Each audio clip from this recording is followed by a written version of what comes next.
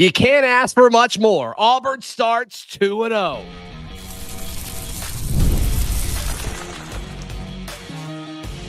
You are Locked On Auburn, your daily podcast on the Auburn Tigers. Part of the Locked On Podcast Network, your team every day. Yes, welcome on into Locked On Auburn, your daily Auburn Tigers podcast. I'm your host, Zac Blackerby, and thank you so much for making Locked On Auburn your first listen every single day. The Auburn Tigers are 2-0. They take down Ball State 42-3 in a game where I think Auburn fans are going to have a little bit of mixed feelings, mixed reactions to this, and that's okay. That's okay. On this reaction show, I'm not going to be negative, though. Auburn won 42-3 and a spread that was, 43.5 points, 39-point win. You take it. You take it, especially when a lot of what most of us asked for going into this game was what? Let's do things that can make us get better to prepare for the battle in Norman against Oklahoma that's now 2 weeks away. And what exactly was that? Well, I think the weakest part of the offense has been the drop back game. That's been consistently reported by what we've seen with our eyes and what we've heard throughout fall camp. The RPO, passing with flying colors, the running game. I think we all felt pretty impressed with it last week. What did the drop back game look like? And we saw more of that. They ran some RPO for sure. And there were times where Jackson didn't look comfortable. And guys, there were times when the play was a net positive, even though I don't think it was actually entirely successful just because Jackson held onto the ball for so long. And in these big games that are coming up, I don't know if he's going to have that much time. But as far as what we looked at tonight, I think Auburn got better. I think they put plenty on tape for Hugh Freeze and this coaching staff to help coach these guys up. But to me, the stat line offensively that stands out, Jackson Arnold, 24 of 28 passing for 251 yards and 3 touchdowns. Like, what else do we want? What else do we want in that situation? I mean, all these critics saying that he can't pass the football, like, he had a few misses, but he threw 86% tonight. I'll take it. I'll take it. Now, there were some times where I think I already mentioned, I think he held onto the football too long. And I do think there were times where, especially towards the end of the first half, where I think he was trying to be too cute. With running around with the ball and trying to extend the play. And like, you're not gonna be able to do that in most situations, but all in all, I do think that that's going to be something that they can work on when they're watching the tape. So all in all, I thought that was good.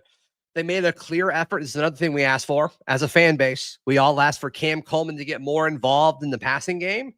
And man, they came out looking at Cam and drawing things up for Cam and letting Cam have a good game. He was thrown to 8 times. He caught it 7 for 77 yards. He didn't score, had a 23-yard catch, which is exciting.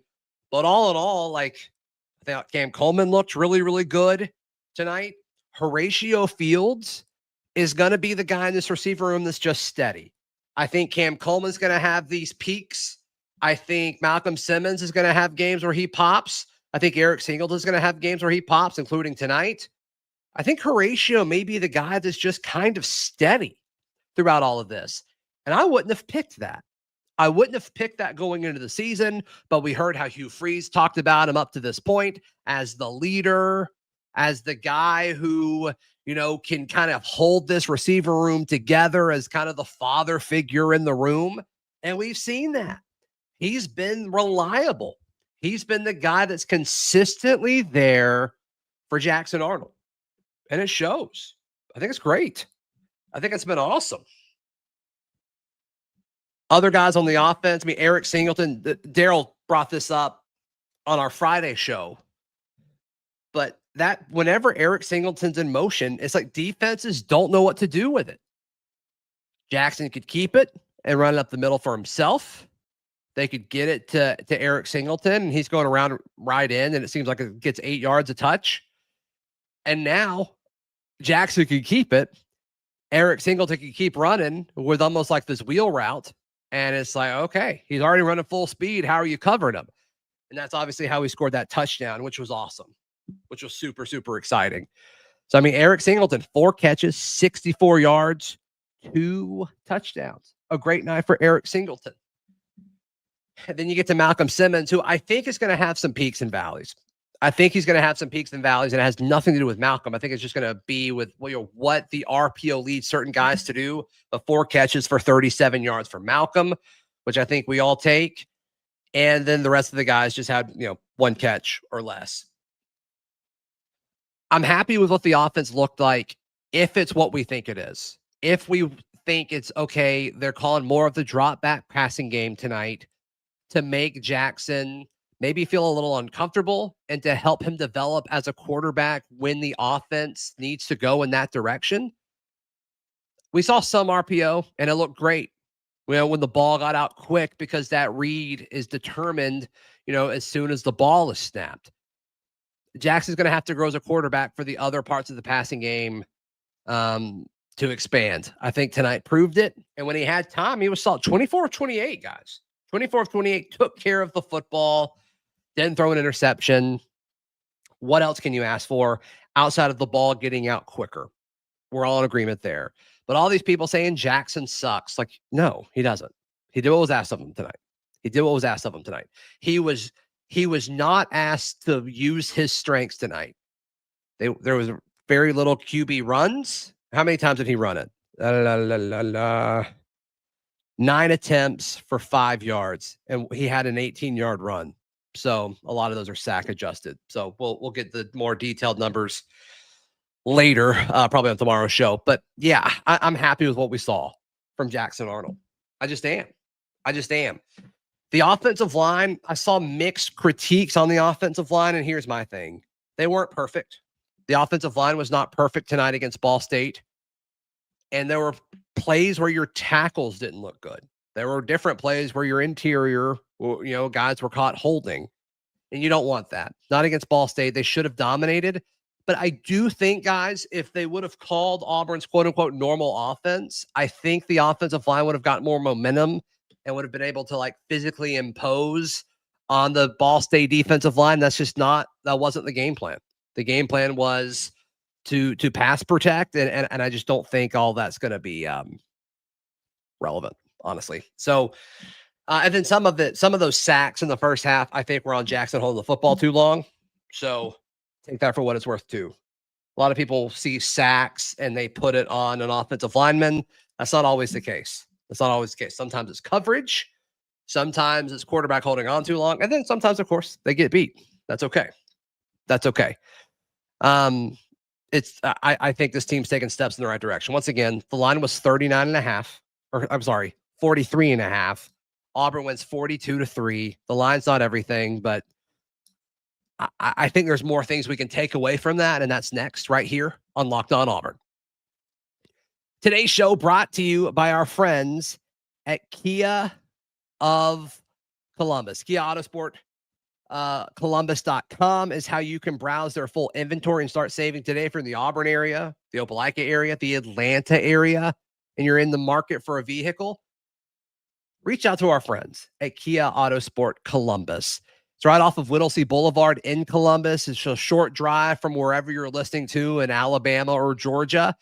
And you can save $3,000 or more on the new Kia Sorrentos. Or, hey, if you just show up and say, hey, I heard the show on Locked On Auburn, you can save some money there as well. They're giving you like $500 off of new Kia purchases there as well. So head over to KiaAutosportColumbus.com, browse their full inventory, and start saving today.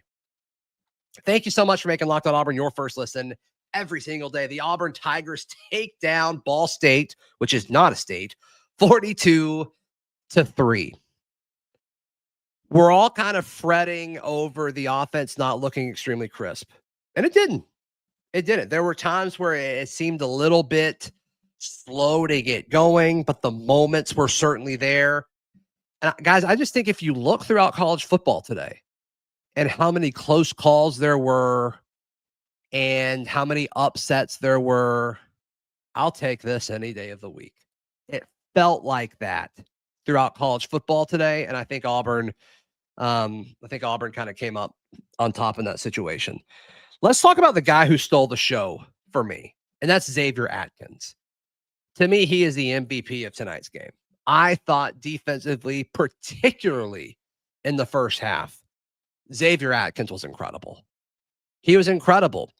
We all remember a few years ago, gosh, this might have been 2017 when we opened the season against Clemson. And it was like Deshaun Davis's like coming out party. We're all like, who is this guy? I don't know if it was quite at that level, but I think it kind of had some similarities to that. I thought Xavier Atkins was absolutely phenomenal with his play today. And, we all see, the tackle itself and him, the laying the contact down and all that. But his first steps consistently were right where they needed to be. And like no wasted movement. I thought he was incredible tonight. And this is a guy that when he portaled in, everybody that we talked to from the LSU side and then also from the Auburn side, it was if he can put it all together. If he can do this, if he can do that, if he gets the opportunity.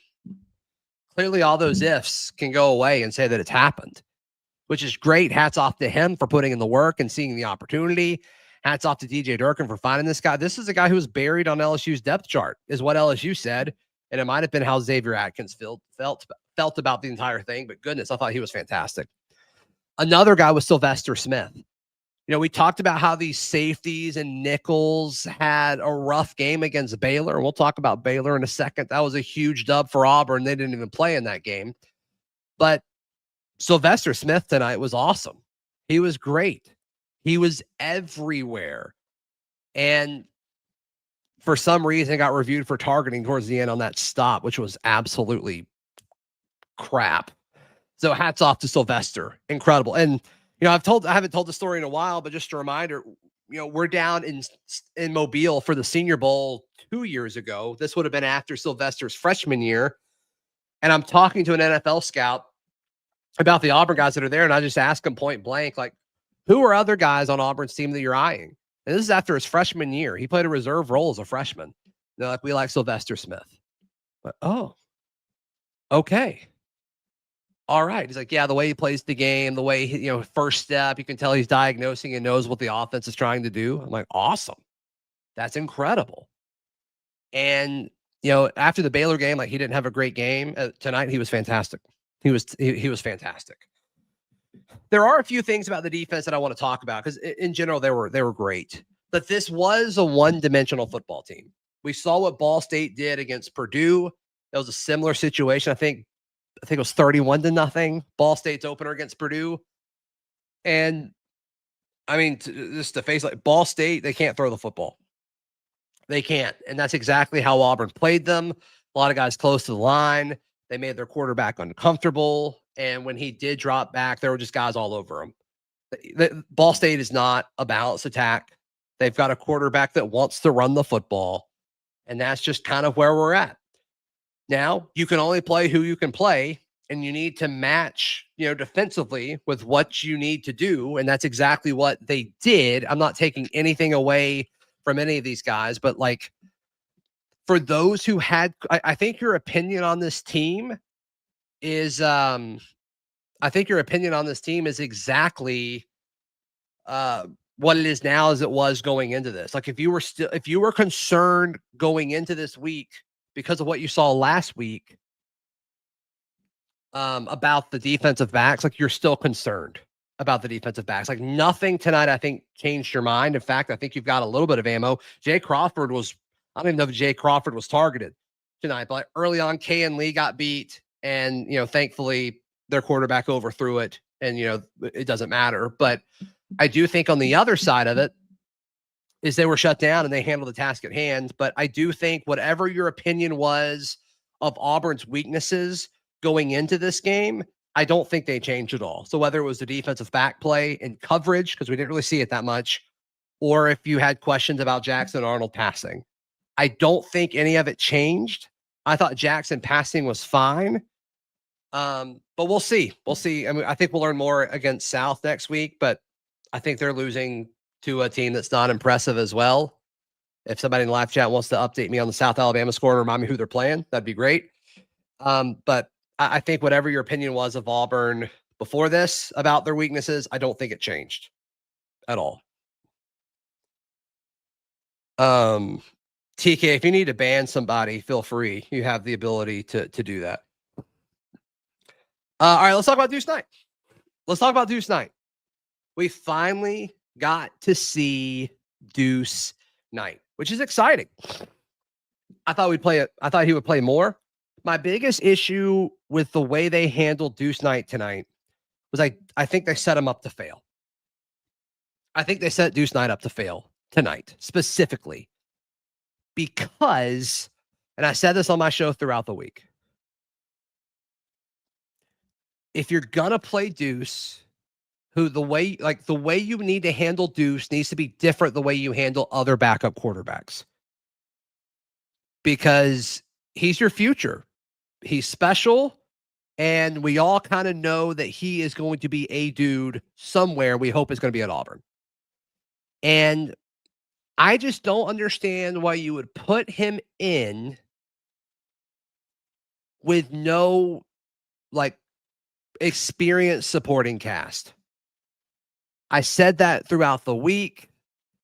I wish they would have given him a drive with the starters. Let him throw to Cam Coleman. Let him throw to Malcolm. Let him throw to Eric. And arguably, more importantly, I wish he would have played behind the starting offensive line for just one series. Don't keep the starters in the entire game. You want everybody to play in these opportunities for sure. And that's been a critique I've had of the staff before. Like, when you give guys opportunities, are you really giving them the best opportunity to succeed?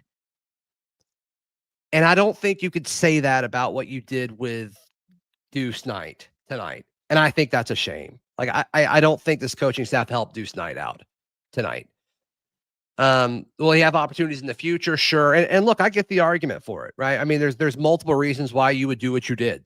One, you want to get the backups to play. And two, those are the guys that he's throwing to in practice. I get it. But in a situation where you can avoid a lot of the, oh, Deuce Knight stinks or he's not ready conversation, is to put him on the field with guys who are proven to catch the football. I think Bryce Cain's going to be a really good receiver for Auburn one day. I hope he is. And he should have caught that first pass that Deuce threw to him. The second pass was bad. And then he had the first down run. And then he just kind of couldn't hold on to the football. And some of it he was bumped. He shouldn't have dropped the football anyway. But I just I don't know. I don't fully I get it. I just disagree with how it was handled. Seems like a lot of you guys agree.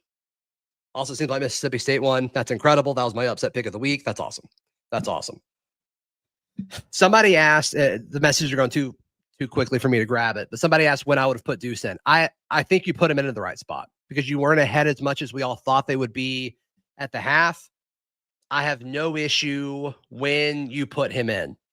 I do have an issue with just who all you took out. To me, I think that's the biggest thing. I think that's the biggest thing. And once again, it seems like a lot of you guys agree. As far as what else we saw with Deuce, it was really cool to see all these names that we're super high on come in at the same time. Deuce came in, he was standing next to Omar Mabson in the backfield. Cale Ellis, who's going to be our future potential NFL caliber center after Connor Lew gets drafted, snapping to him. Dylan Sindel was there, who we've been talking about for years, it feels like. DeAndre Carter was on the field. That was a cool moment. It's oh, these are these guys that we've been recruiting and talking about. But I just wish all those guys would have come in one drive later. So that's my thought on that. I thought Omar looked really good in the few touches that he got. He should have gotten one more. It really seemed like Jackson made a bad read on his first snap from scrimmage. It looks like that should have been a gift to Omar, assuming that was an option play. And then obviously Darrell Robinson, 54-yarder? Did Darrell have a 54-yarder? I mean, the running back situation, I just feel so much better about it than I thought I would at this point. Let's see. Yeah, let's just go through the running back numbers real quick. Jeremiah Cobb, 11 carries, 121, 2 touchdowns. He had 2 really awesome runs. Darrell Robinson, 2 carries for 54 yards. You take that. Omar Mabson, 4 carries for 25 yards. That's solid. And there were physical yards too. Deuce Knight, 4 carries for 16. Yeah, like you take all that. You take every bit of that for sure.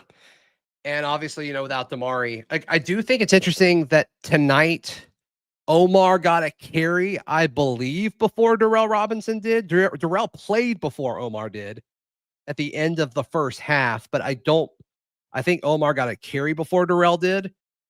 We could do with that what we want. I don't fully know what to do with that information, but we can kind of speculate on that for sure. All right, other guys that stood out, other moments that stood out, and then I will also answer your questions. So go ahead and start dropping those in the chat. All that's next right here on Locked On Auburn. Today's show brought to you by our friends at the Game Cap. They sent me some of these, and I just wear this thing all the time now. I love the Game Cap. It's vintage. It's nostalgic.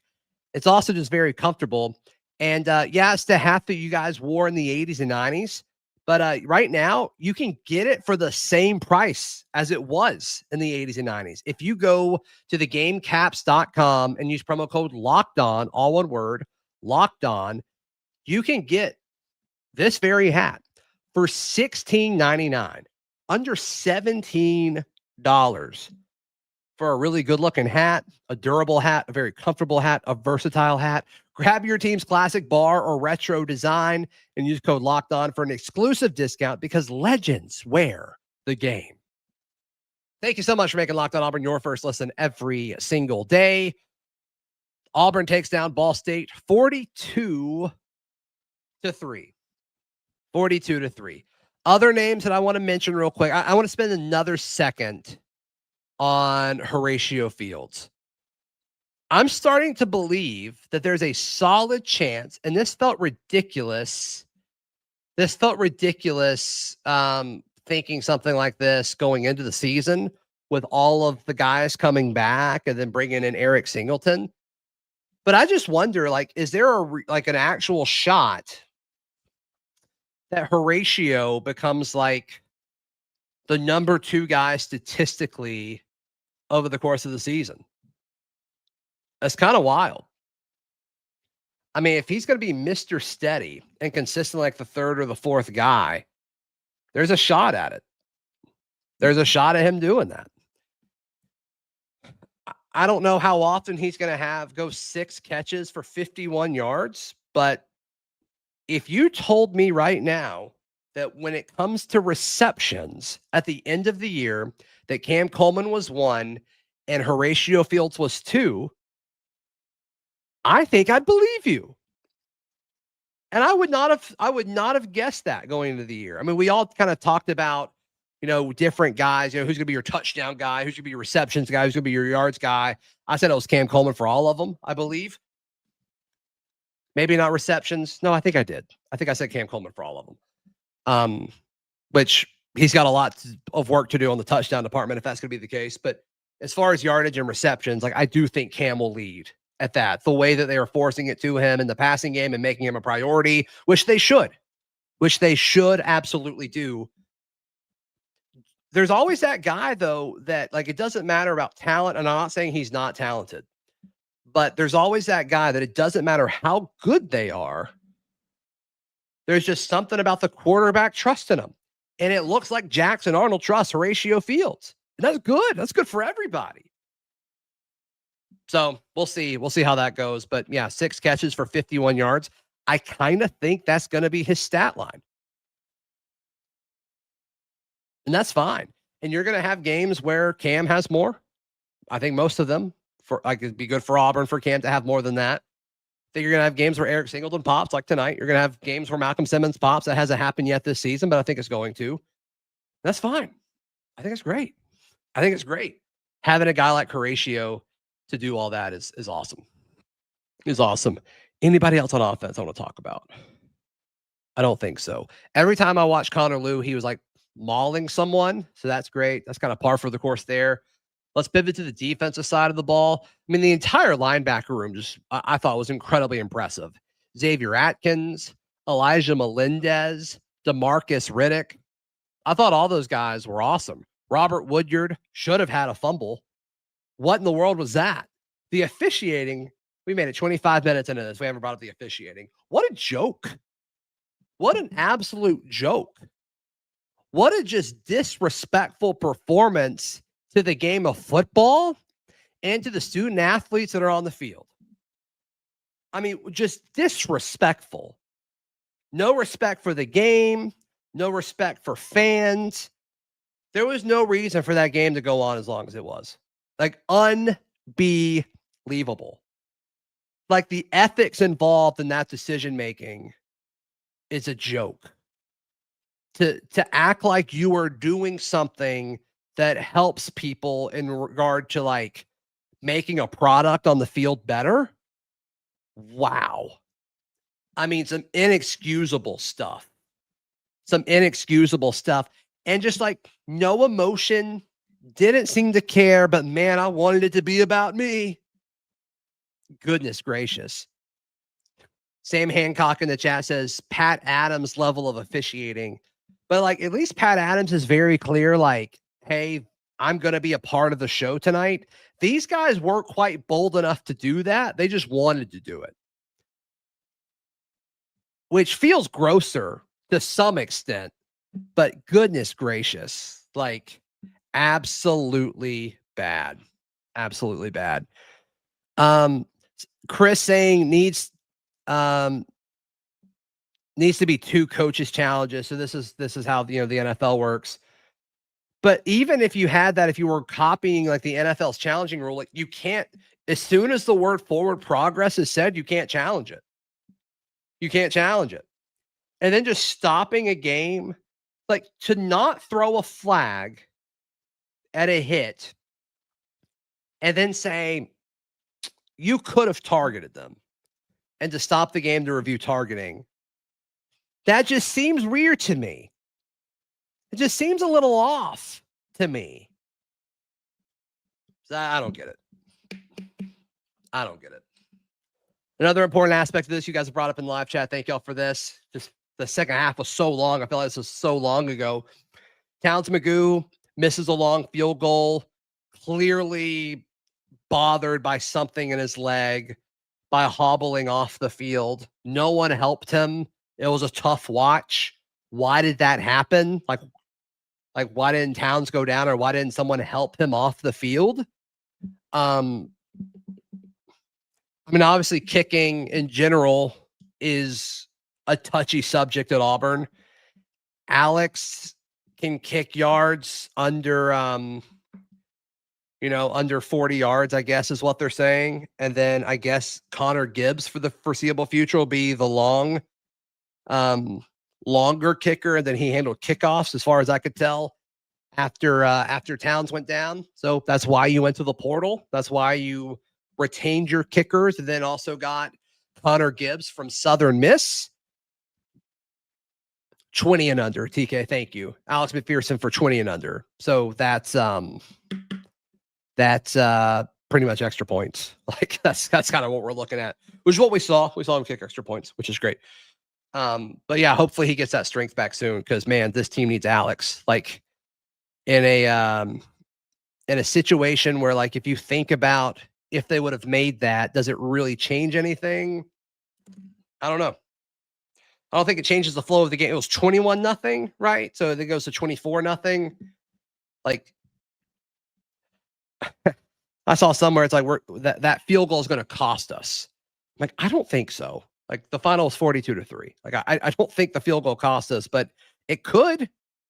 That game against Oklahoma in 2 weeks, like you can't miss field goals in that situation. It was a long one. Like not a lot of college kickers going to make that with like a high success rate, but that's going to be tough. That's going to be tough. Hopefully Alex is back soon. He's got 2 weeks until we really, really need him. So hopefully he's fine. And if not, hopefully Towns is healthy. And if not, hopefully, Connor Gibbs can step in and help out with that. I almost want Connor kicking off regardless of what happens, because I thought that was kind of I don't know, he's got a leg. He was booming it. But I don't know. We'll see. We'll see. All right, your questions, comments, concerns, drop them in the chat. We will react to those for a little bit. We'll hang out till Daryl gets back to the press box. Looks like he's still talking to players, which is great. Okay.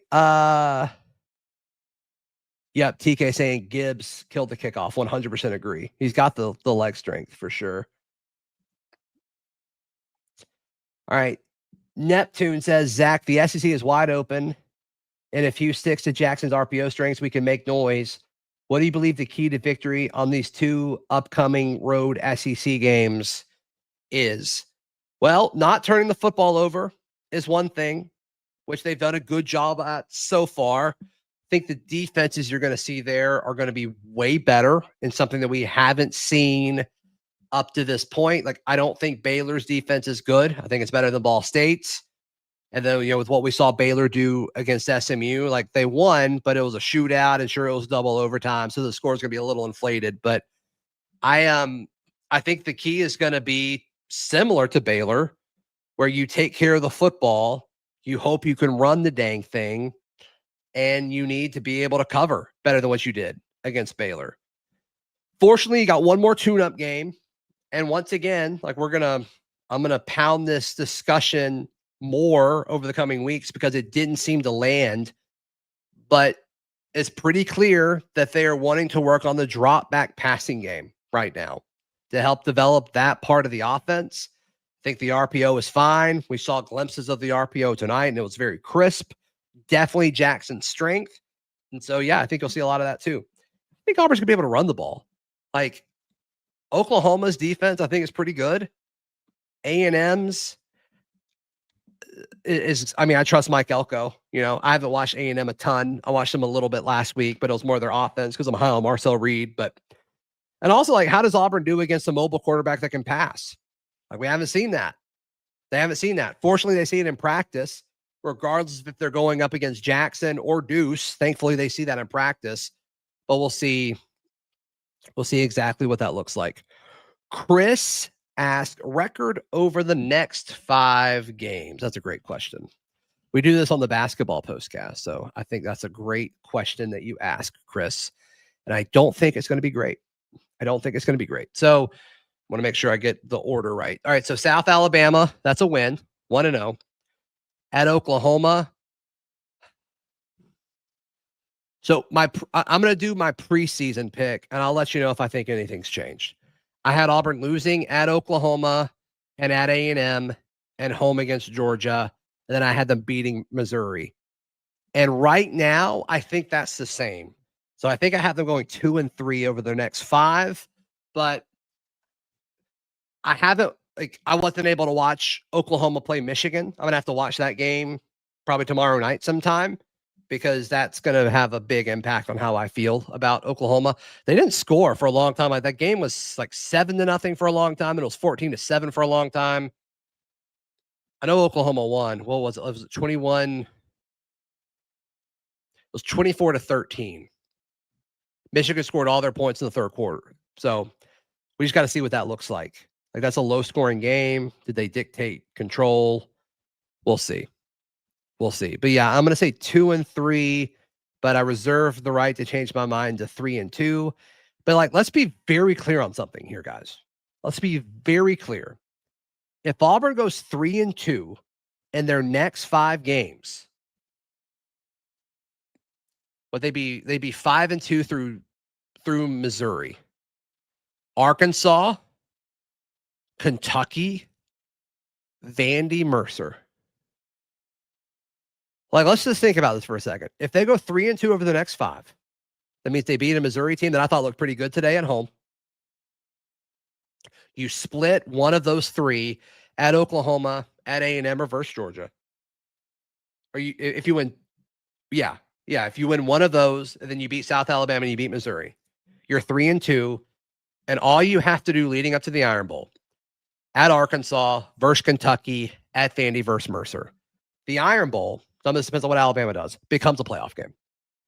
If you go 3-2 over your next 5. That's pretty crazy. That's pretty crazy.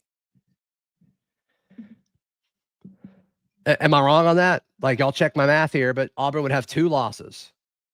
Auburn would have two losses. Now, I'm not predicting to go 3-2 over the next 5. I said 2-3. But goodness gracious, if Auburn beats Oklahoma in 2 weeks, like, it's really easy to kind of see a path of, like, if we don't do what we love to do and just, like, lose to a team we're not supposed to, like, the math is there. And the map is there. And ball is not a state. Ball is not a state. All right, other questions or comments. Steven says, I think Auburn just has to keep taking what the defense gives them. They've done that here in the first 2 games. I mean, Steven, to some extent. I mean, Baylor, absolutely. This was designed. Like, tonight, they were more worried about calling certain things regardless of what was lined up. Like, there were light boxes and they were still passing it tonight. And I'm sure Hugh Freeze has talked about that in his presser. But I don't know. We'll see. We'll see. Ball is not even a city at this point. Nick, you're right. You're absolutely right. You're absolutely right. Look, for the folks being like saying what I'm saying is wrong, like, it's not wrong. Like, if Auburn goes 3-2 over the next 5, they've got a shot at the playoff. I'm not predicting that to happen, but to say that's wrong, like, you're just choosing to be a hater and ignorant, because it, like, now you can say they're not going to go 3-2. That's fine. I agree with you. But to say, like, if that doesn't happen, that's wrong. Like, that's silly. That doesn't make any sense. Yes, let's talk about Baylor. So Baylor wins against SMU. They were 2.5-point underdogs. I picked them to win. And all of a sudden, it's like, okay, all right. I think Baylor is good. Because so many people were so ready to write Baylor off. And we predicted this. We talked about this. I don't know if it was on Locked On Auburn or Village Vice, but we talked about it. It's like, man, if Baylor goes 0-2, even though all offseason we all agreed that Baylor has a tough first month of the schedule, similar to Auburn, where if you get past those first 5 weeks, the rest of it's clear. They're in a pretty good spot now, taking on SMU. So, and winning in double overtime. I think it's solid. It's solid. Hats off to Baylor. Thank you for that win. It was kind of fun. It's like Auburn fans were just cheering for him. TMNC, change it right tackle. So if you listen to me pretty consistently, as soon as we got Mason Murphy in the portal, I was pretty quick, and I've been pretty consistent to say, like, yeah, I think he's solid. Like, I think he's fine. I just, I like Too Tall better. And I mean, I got to go back and watch it before, like, I have a firm, like, strong opinion on this. But I do think, I think you have to look at it. I don't think now is when they would make the change. And I think the beauty of this is with Too Tall, you can scoot him in whenever you want. But and we saw Too Tall in some, but I think he was at guard. So I'm looking forward to seeing those snap counts when they come out tomorrow. But I don't think you make the change yet. But there were some plays where, like, Mason Murphy got beat on the edge. And there were some other plays where it looked like Mason Murphy got beat, but, like, I think Jackson Arnold held onto the ball for too long. And that matters too. So we'll see. My guess is there will not be a change. That's my guess. And once again, just to reiterate, the beauty of it is Too Tall. I mean, he's been a starter for you for 2 years. Like, you can put him in whatever. So I think that's nice. I think that's nice. Sam Hancock says Auburn needs to be a top 20 team this week. I think they should have been ranked this past week. I think they deserved it. Some of the mental gymnastics on why they weren't, I think, were lazy and inconsistent. But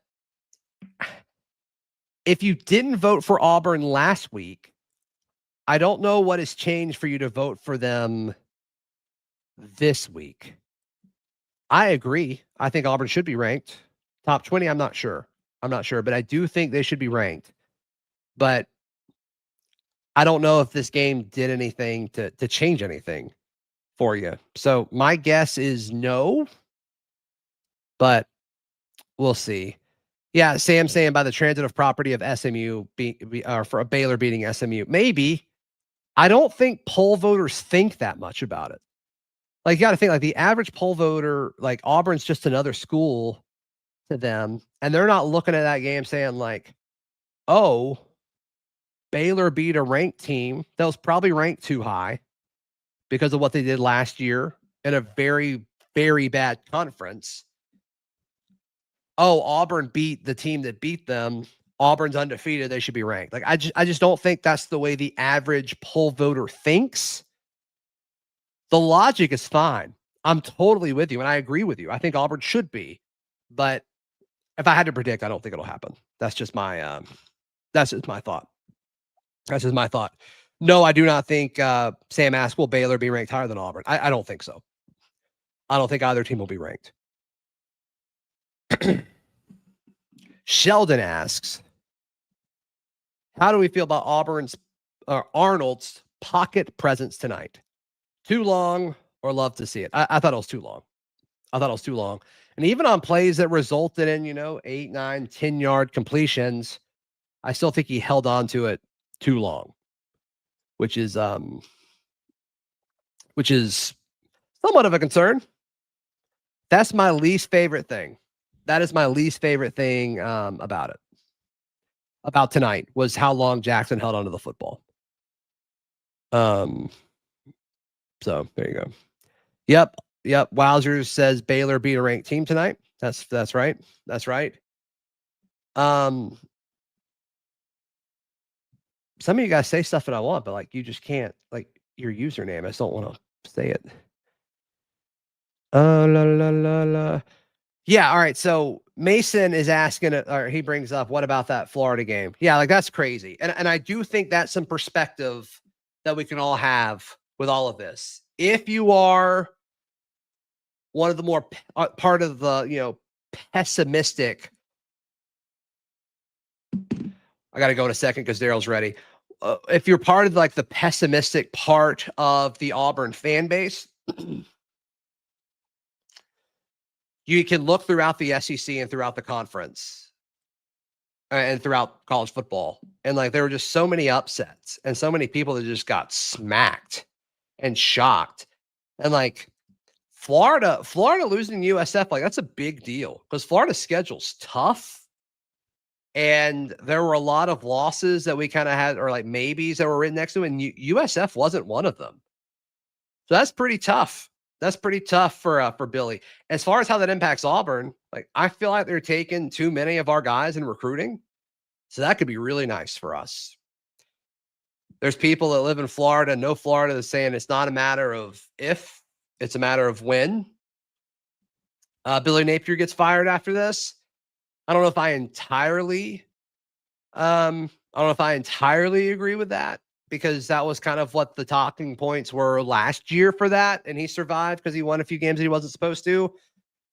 But we got to stop, and we won't, but we've got to stop with the way we talk about some guys versus the way we talk about others, especially when it comes to quarterback. And I've talked about this with like comparing Jackson Arnold to John Mateer. But the way everybody talked about DJ Lagway this past offseason was kind of wild. Like if you pull, I think it was Sanford that Florida played last year. Like if you pull that out, his numbers are fine, but like his traits are awesome. That's what everybody says. Like, yeah, but he could do this, this, and this. Like, yeah, but so can but so can Jackson. Like, you're telling me Jackson's traits aren't good? When he locks into a guy and throws it, like, it's a pretty good ball. He's got the traits as far as escapability and athleticism and moxie and leadership. And like, also with guys like DJ, like he missed spring with a shoulder and nobody like cared. And I just remember in real time, like we were doing the SEC squads. I'm like, why is like this not a big deal? I don't know. It's pretty crazy. It's pretty crazy stuff. If you haven't yet, please like the stream. Please subscribe. It would mean a ton. It would mean an absolute ton if y'all would do that. Some people saying, all right. Austin Hall says Auburn will be 19 next week. That'd be great. Top 20. When you talk about excitement, like I think we're gonna have a hard time getting up for the game next week. So something like that, like having a number next to our name, I think would be awesome. I think that'd be super, super cool. JoJo saying to run the ball. I agree. I don't think we need to run the ball against these lesser tiered teams. I think you run the ball against Oklahoma and you run the ball against Texas A&M and you run the ball against Georgia. And I think that's all you can do. This is what kills me. So War Tiger says, rank the two defense. That doesn't even make sense. That Jackson Arnold's played, I'm not impressed. So I'm reading that as in based on the two defenses that Jackson's played against, you're not impressed. That's the way I read that. And so like my question is to you and War Tiger, if you want to answer it, great. Or if somebody else who's negative wants to answer, like, what do you want? What do you want him to do? Like, we all agree that he needs to get rid of the ball faster at some point. But like, what do you want him to do? Like his decisions were pretty quick and effective against Baylor. And tonight he was freaking 25 of 28? 24 of 28 for 251 and 3 touchdowns. Like, what do we want? I don't know.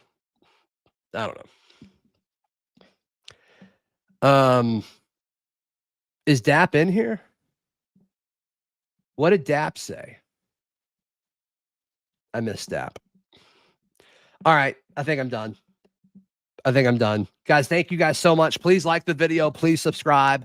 And we will see you tomorrow. This has been a post-game edition as Auburn takes down Ball State, which Ball is not a state, 42-3. Jackson Arnold, 24 of 28 for 251 and 3 touchdowns. Good stuff.